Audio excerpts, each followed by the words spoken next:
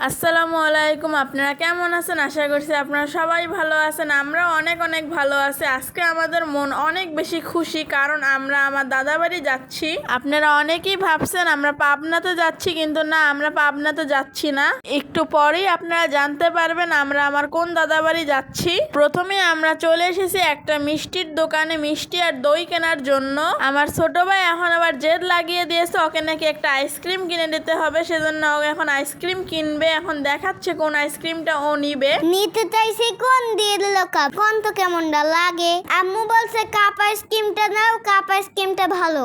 আম্মুর কথা না শুনলে আম্মু মন খারাপ করবে, সেই জন্য আম্মুর কথাই শুনলাম। আপনারা কারা কারা আম্মুর কথা শুনেন কমেন্টে জানাবেন। আপনারা সবাই আমার ফেসবুক পেজ ফলো করবেন এবং ইউটিউব চ্যানেল সাবস্ক্রাইব করে দিবেন। আমার ছোট ভাইয়ের বক্তব্য তো আপনারা শুনেই নিলেন। কথার ফাঁকে ফাঁকে আমাদের মিষ্টি এবং দই কেনা শেষ। আমরা এখন অটোতে করে যাব সিএনজি স্ট্যান্ডে। সবচেয়ে বেশি মজার কথা হলো নাটোরের মানুষ স্টেশনকে স্টেশন বলে। আব্বু অটো ঠিক করার সময় অটোওয়ালা মামাকে বলতেছিল আপনি কি স্টেশন যাবেন, আর অটোওয়ালা মামা বলতেছে হ্যাঁ আমি স্টেশন যাব। আব্বু তো ছুটি ছাড়া আমাদের নিয়ে একদমই ঘুরতে পারে না, এখন ছুটি পেয়েছে সেজন্য আমাদেরকে নিয়ে ঘুরছে।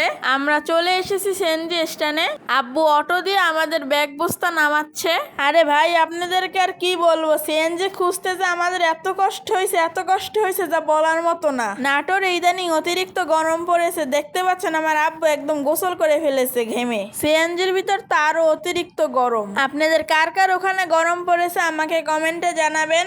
অবশেষে ছাড়লো আমাদের সিএনজি, আমরা এখন রকেটে গতিতে চলে যাবো আমার দাদা বাড়ি। সিএনজি ছাড়ার পরেও গরম পড়েছে, এত গরম কেন দেশে ভাই? এত গরম হলে চলে? এত সুন্দর ভিউ দেখে ভিডিও না করে থাকতেই পারলাম না। ভিডিও তো অত বেশি ভালো লাগছে না, কিন্তু বাস্তবে অনেক সুন্দর। দুই সাইডে ফসলের জমি আর মাঝখান দিয়ে রাস্তা, অনেক সুন্দর লাগছে দেখতে। আর আমার ছোট ভাই তো খালি ঘুমাচ্ছে আর ঘুমাচ্ছে। গাড়িতে উঠলেই আমার ছোট ভাই খালি ঘুমাবে। ললডাঙ্গায় এসে আমরা জ্যামে পড়ে গিয়েছি। এখন দেখতে পাচ্ছেন আপনারা সামনে এই ভুটভুটিতে বউ নিয়ে যাচ্ছে। আমি তো এই ভুটভুটিতে গরু নিতে দেখছি, বউ তো জীবনেও নিতে দেখলাম না। আপনারা কারা কারা দেখছেন বউ নিতে ভুটভুটিতে আমাকে কমেন্টে জানাবেন। আগেরকার রাস্তার ভিউর চাইতে এখনকার রাস্তার ভিউ আরো অনেক বেশি সুন্দর। এই রাস্তার এক সাইডে ফসলের ক্ষেত এবং অন্য সাইডে রেল স্টেশন। ভিডিওটা অনেকদিন আগেই করে রেখেছিলাম, কিন্তু এডিট করে ছাড়ার সময় পাইনি, কারণ আমি আমার পড়ালেখা নিয়ে অনেক ব্যস্ত ছিলাম। রানীনগরে আমাদের খুব রিলেটিভ একজন দাদা ছিল, সেই দাদার বাড়িতে আমরা এখন যাচ্ছি। রানীনগরের দাদা দাদিকে আপনারা আগেরকার ভিডিওতে দেখতে পেয়েছেন।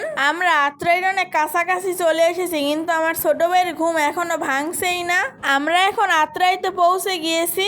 যাক, আমার ছোট ভাইয়ের ঘুম অবশেষে ভাঙলো। আজকে আমার এই ভিডিওটা এ পর্যন্তই। সবাই ভালো থাকবেন, সুস্থ থাকবেন। আসসালামু আলাইকুম।